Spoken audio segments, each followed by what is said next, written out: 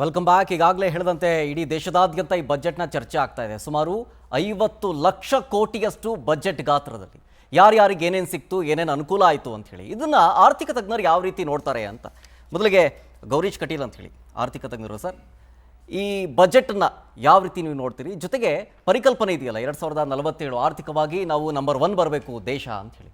So ಯಾವ ರೀತಿ ಅದಕ್ಕೆ ಅನುಕೂಲವಾಗುತ್ತೆ ಇವತ್ತಿನ ಬಜೆಟ್ಟು ಅಂತ? ನಮಸ್ಕಾರ. ಸೊ ಟೋಟಲ್ ಬಜೆಟ್ ಗಾತ್ರ 50 ಲಕ್ಷ ಕೋಟಿ. ಹೌದು. ಎಕ್ಸ್ಪೆನ್ಸಸ್ಸು 54.9 ಅಂದರೆ 4.4 ಫಿಸ್ಕಲ್ ಡೆಫಿಸಿಟ್. ಅಂದರೆ 5%ಗಿಂತ ಕಡಿಮೆ ಫಿಸ್ಕಲ್ ಡೆಫಿಸಿಟ್ ಮಾಡುವ ಫಸ್ಟ್ ಒಂದು ಉದಾಹರಣೆ. ಆಗಲಿಲ್ಲ ಅಂತಿಲ್ಲ ಮುಂಚೆ, ಬಟ್ ಇದೊಂದು ಪ್ರತ್ಯಕ್ಷ ನಿದರ್ಶನ ಅಂತ. ಆನಂತರ ಈ ಬಜೆಟನ್ನು 4 ವಿಧವಾಗಿ ವಿಂಗಡಿಸಿದ್ದಾರೆ. ಒಂದು ಅಗ್ರಿಕಲ್ಚರ್ ಆಗಿ, ಈ 100 ಧನಧಾನ್ಯ ಮಿಷನಲ್ಲಿ 100 ಡಿಸ್ಟ್ರಿಕ್ಟನ್ನು ಐಡೆಂಟಿಫೈ ಮಾಡಿಕೊಂಡು ಡೆವಲಪ್ ಮಾಡೋದು, 2 ಕೋಟಿ ಜನಗಳಿಗೆ 2 ಕೋಟಿ ಫಾರ್ಮರ್ಸ್ಗೆ ಫೆಸಿಲಿಟೇಟ್ ಮಾಡುವಂಥದ್ದು. ಆನಂತರ ಎಮ್ ಎಸ್ ಎಮ್ ಇಯನ್ನು ಸ್ಕೋಪನ್ನೇ ವೈಡನ್ ಮಾಡಿಬಿಟ್ಟಿದ್ದಾರೆ. ಮೈಕ್ರೋ, ಆನಂತರ ಸ್ಮಾಲ್ ಮೀಡಿಯಂ ಎಂಟರ್ಪ್ರೈಸಸ್ ಅನ್ನೋದನ್ನು ಮೈಕ್ರೋ ಎಂಟರ್ಪ್ರೈಸಸ್ಗೇನೋ 1 ಕೋಟಿ ಇನ್ವೆಸ್ಟ್ಮೆಂಟ್ ಮಾಡಿ 5 ಕೋಟಿಗೆ ತನಕ ಟರ್ನ್ ಓವರ್ ಇದ್ದರೆ ನಿಮ್ಮದು ಮೈಕ್ರೋ ಅಂತ, ಅದನ್ನು 25 ಕೋಟಿ ತನಕ ಮಾಡಿದ್ದಾರೆ. ಅಂದರೆ 25 ಕೋಟಿ ಟರ್ನ್ ಓವರ್ ಇರುವಂಥ ಕಂಪನಿಗಳೆಲ್ಲ ಮೈಕ್ರೋದಲ್ಲಿ ಬಂದ್ಬಿಡ್ತು. ಲೋನು, ಫೆಸಿಲಿಟಿ, ಕ್ರೆಡಿಟ್ ಗ್ಯಾರಂಟೀಸು, ಆನಂತರ ಎಮ್ ಎಸ್ ಎಮ್ ಇನ ಬೆನಿಫಿಟ್ಸು ಎಲ್ಲ ಕವರಪ್ ಆಗೋಯ್ತದು. ಆನಂತರ ನಿಮಗೆ mini industries 100 crore turn over ತನಕ ತೊಗೊಂಡ್ಬಂದಿದ್ದಾರೆ. ಅಂದರೆ 100 ಕೋಟಿ ಟರ್ನ್ ಓವರ್ ಕೆಳಗಡೆ ಎಲ್ಲ ನಿಮ್ಮದು ಮಿನಿ ಇಂಡಸ್ಟ್ರೀಸ್ ಇವಾಗ. ಸೊ ಅದು ಸ್ಕೋಪ್ ಹೆವಿ ವೈಡಂಡು. ಆನಂತರ ನೀವು ಅವರ ದುಡ್ಡನ್ನು 45 ದಿವಸಗಳ ಮೇಲೆ ನೀವು ಹಿಡ್ಕೊಳ್ಳೋಂಗಿಲ್ಲ.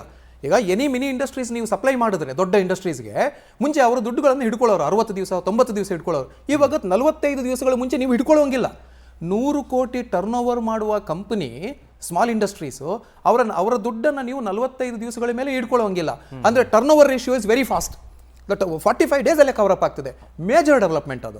ಆನಂತರ ಸ್ಮಾಲ್ ಮೀಡಿಯಂ ಎಂಟರ್ಪ್ರೈಸಸ್ 500 ಕೋಟಿಗೆ ತಂದರು. ಆನಂತರ third one investment sector, investment on the people, investment on the global capacity centres, ಅದು ಡೆವಲಪ್ಮೆಂಟು.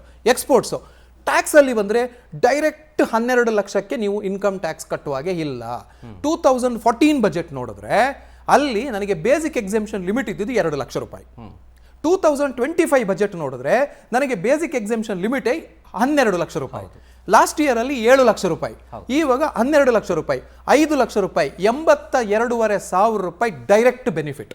ಅಂದರೆ ಒಬ್ಬ ಎಂಪ್ಲಾಯಿ ಟೋಟಲ್ ಇನ್ಕಮ್, ಅವ್ರದ್ದು ಸ್ಯಾಲರಿ ಇನ್ಕಮ್ 12 ಲಕ್ಷ ರೂಪಾಯಿ ಪ್ಲಸ್ 75,000 ರೂಪಾಯಿ standard deduction, total 12,75,000 divided by 12 monthly 1,06,250 ರೂಪಾಯಿ ಅವನು ಡ್ರಾ ಮಾಡಿದ್ರೆ ಅದರಲ್ಲಿ ಬರೀ 200 ರೂಪಾಯಿ ಕಟ್ ಮಾಡಬೇಕು.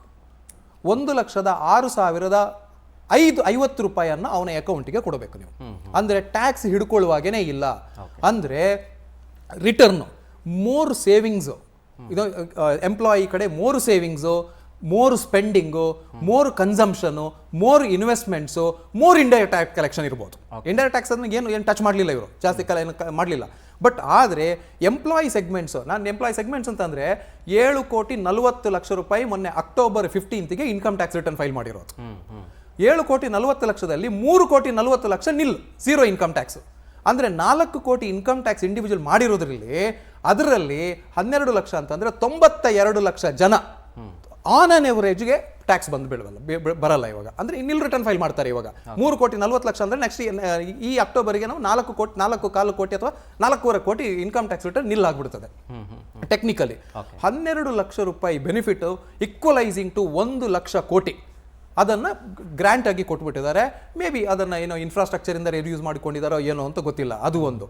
ಆನಂತರ ಮುಂಚೆ ರೆಂಟ್ ಪೇಮೆಂಟ್ ಮಾಡಬೇಕಾದ್ರೆ 2,40,000 ಅಂದರೆ 20,000 ನೀವು ರೆಂಟ್ ಪೇಮೆಂಟ್ ಮಾಡಿದ್ರೆ, 20,000ಕ್ಕಿಂತ ಮೇಲೆ ಮಾಡಿದ್ರೆ ನೀವು TDS ಮಾಡಬೇಕು. ರೆಂಟ್ 194I ಅಲ್ಲಿ ನೀವು 10% TDS ಮಾಡಬೇಕು.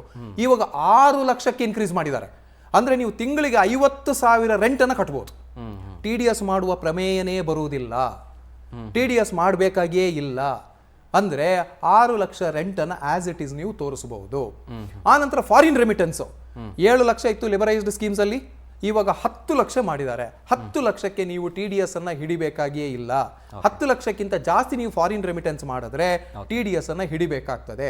ಆನಂತರ ಫ್ರಮ್ ದ ಕಂಪನಿ ಪರ್ಸ್ಪೆಕ್ಟಿವ್, ದೊಡ್ಡ ಕಂಪನಿ ಆಗಲಿ ಸಣ್ಣ ಕಂಪನಿ ಆಗಲಿ TDS ರೇಟ್ಸ್ ಏನಿತ್ತು ಆ TDS ಥ್ರೆಶೋಲ್ಡ್ ಏನಿತ್ತು ಅದನ್ನು ಡ್ರಾಸ್ಟಿಕಲಿ ರಿಡ್ಯೂಸ್ ಮಾಡ್ತಾರೆ 1 ಏಪ್ರಿಲಿಂದ, ಡ್ರಾಸ್ಟಿಕಲಿ.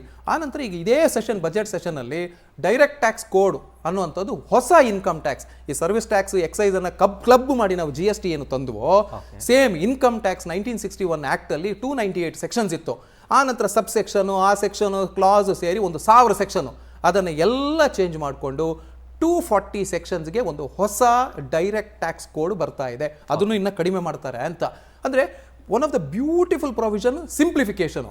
ಅಂದರೆ ಏನೇನು ಇಂಪ್ಲಿಮೆಂಟ್ ಮಾಡಿದ್ದಾರೆ ಅದರಲ್ಲಿ ಅಂತಂದರೆ, ಬೆಪ್ಸ್ ಅಂತ ಒಂದು ಪ್ರಾವಿಷನ್ ತಗೊಂಡ್ಬಂದಿದ್ದಾರೆ, ಬೇಸ್ ಇರೋಷನ್ ಪ್ರಾಫಿಟ್ ಶಿಫ್ಟಿಂಗ್ ಅಂತ. ನೀವು ಕಂಪನಿಯಲ್ಲಿ ಇಟ್ಕೊಂಡು ದುಬೈಗೆ ಶಿಫ್ಟ್ ಮಾಡಿದ್ರೆ ನಾನು ಐದರ್ ನೀವು ರೆಸಿಡೆನ್ಸಾ ನೋಡ್ತೀನಿ ಇಲ್ಲ ಸೋರ್ಸಾ ನೋಡ್ತೀನಿ, ಟ್ಯಾಕ್ಸ್ ಮಾಡ್ತೀನಿ ಕಂಪನಿಗಳಿಗೆ. ಕಂಪನಿದು ಟ್ಯಾಕ್ಸ್ ಪರ್ಸೆಂಟೇಜ್ ಮಾಡಲಿಲ್ಲ, ಬಟ್ ಕವರೇಜ್ ವೈಡನ್ ಮಾಡಿಬಿಟ್ಟಿದ್ದಾರೆ. ಈ ಹೊಸ ಇನ್ಕಮ್ ಟ್ಯಾಕ್ಸ್ ಅಲ್ಲಿ ಬಂದ್ಬಿಡ್ತದೆ ಅದು. ಓಕೆ, ಡೈರೆಕ್ಟ್ ಟ್ಯಾಕ್ಸ್ ಕೋಡ್ ಅನ್ನುವಂಥದ್ದು ಸತ್ಯ ನೆಕ್ಸ್ಟ್ ವೀಕಲ್ಲಿ ಬರ್ತದೆ, ಪ್ರಾಬಬ್ಲಿ ಇನ್ನೊಂದು 1 ವರ್ಷದಲ್ಲಿ ಇಂಪ್ಲಿಮೆಂಟೇಷನ್ ಆಗ್ತದೆ.